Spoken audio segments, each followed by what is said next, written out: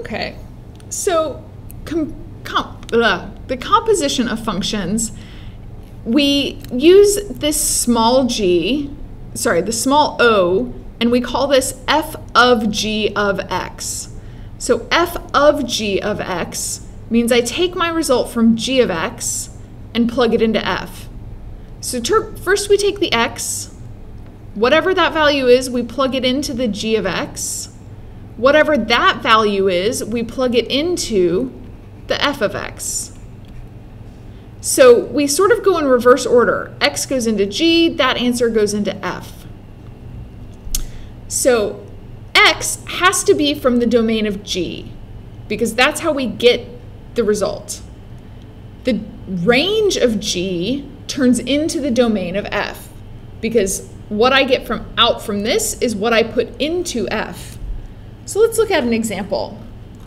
So if we have f of x is 2x minus 1, g of x is x squared. If we want to find f of g of 2, well, first we plug the 2 in to g.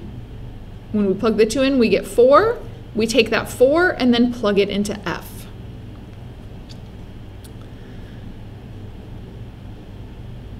So ideally, we have a single function to go from 2 to 7 immediately without having to plug in the 2 and then plug in the 4. So we start by taking our x and plugging it into g. If we just plug in x, we get x squared. We take that x squared and plug it in to this function, so I'm replacing my x now with x squared.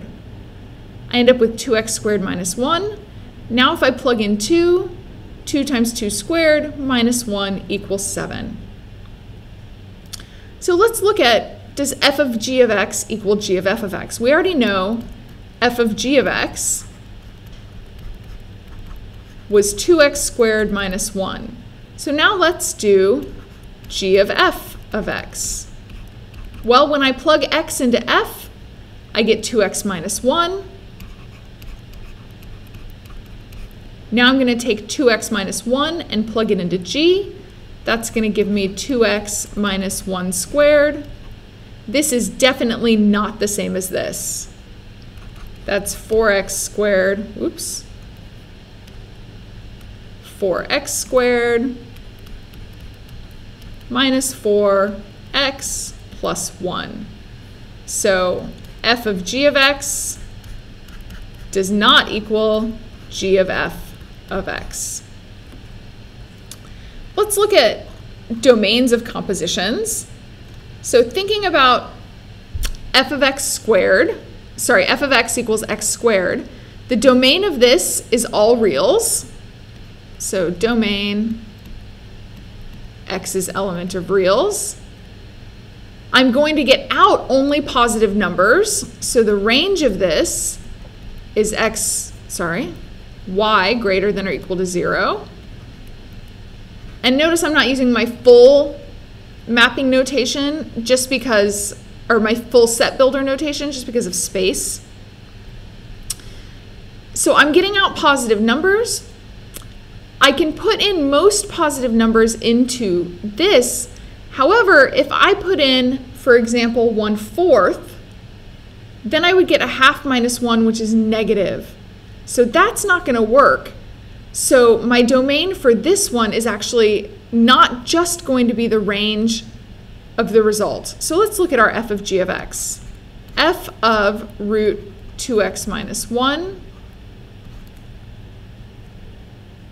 equals root 2x minus 1 squared, gives us 2x minus 1.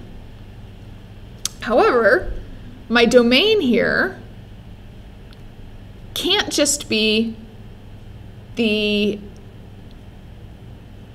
I look at just this line, I would try to say that my domain is x is greater than 0 coming from this range. But looking at my original, I can only plug in numbers that are 0 or greater. So looking at this root of 2x minus 1, I have to root a positive number. So my domain has to be x such that x is greater than or equal to 1/2, because that is what will make my radical valid.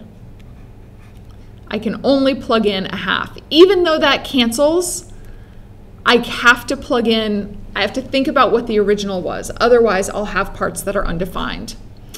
And those are your notes for this. This is the problem set we're going to work on in class, so you do not need to do that at home.